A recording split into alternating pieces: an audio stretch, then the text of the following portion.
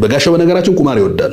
ብዙ ጽሁፎቹን ስታይ የመስቀል ስር ቁማርተኞች ብሎ አባቶችን ሰድቧል። አሁንም እዚህም ጋር ቁማር ነው። አሁንም ስታይም ቁማር የሚል ነገሮችን ቁማር ይወዳል። ይሄ ከነገረ መለኮት ትምህርት ሩቅ መሆኑን ነው የሚያሳየው።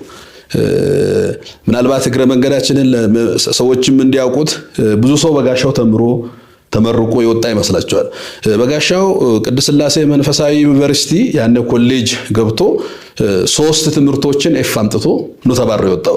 እንደውም አንድ ስም ተሰጥቶታል ያኔ ኤፍ ስላመጣ ፋንታስቲክ ፉድ ፋይተር ተብሎ ነው የወጣው።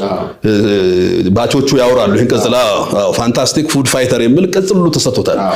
ከትምህርት ነፃ ስለሆነ ነው ይሄንን ሐሳብ እንትን ያለውና ክርስቶስና ዲያብሎስ ቁማር ተጫወቱ ይላል። ተመልከት ነብዩ ኢሳይያስ በዚህ በትንቢተ ኢሳይያስ ምዕራፍ 53 ላይ ያየነውን ነገር ማን አምኗል? የእግዚአብሔርስ ክብር ለማን ተገልጧል? ባየነው ጊዜ እንወደው ዘንድ ደምግባት የለውም እልና ስለመተላለፋችን ደቀቀ፣ ስለበደላችን ቆሰለ እልና በእርሱ ቁስል እኛ ተፈወስን። ይህን ከትውልዱ ማን አስተዋለ ይላል። ተመልከት አሁን ማስተዋልን ስነሳ ያ ቀራንዮ ኮረብታ ላይ ክርስቶስ የተቀበለውን ያን ሁሉ መከራ ቁማር ትሏለህ። እንደውም ከዲያብሎስ ጋር ቁማር ተጫወተ። ማን ነው ይሄ? ዲያብሎስ እኮ በነፋስ አውታር ሲያዝ ለፍልፎ ከዚህ በኋላ ስሙን እንኳን ወደሚጠሩት ሰዎች መጠጋት አልችልም እስክል ለፈልፈው።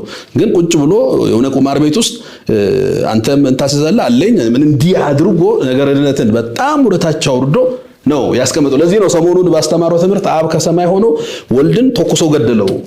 አሁን ሰሞኑን ደግሞ እንደዛ ብሏል፣ ተኩሶ ገደለው። አሁን ይሄ ከቤተ ክርስቲያኒቷ ትምህርት ብቻ አይደለም፣ አጠቃላይ ካለው ከመጽሐፍ ቅዱስም ከክርስትናው ዓለም አስተምሮም ሩቅ ነው። ኦርቶዶክሳውያን ትምህርት ከመቃወማቸው በፊት እግዚአብሔር ሰው መሆኑ 30 ዓመት በምድር ላይ መመላለሱ ዝም ብሎ ነው እኮ። በጣም በነገራችን ላይ ራሱ ክርስቶስን አታክ ማድረግ እኮ ነው። ያለምንም ቫልዩ ያለምንም ውጤት 30 ዓመት በዚህ ምድር ላይ ኖረ እያሉን እኮ ነው።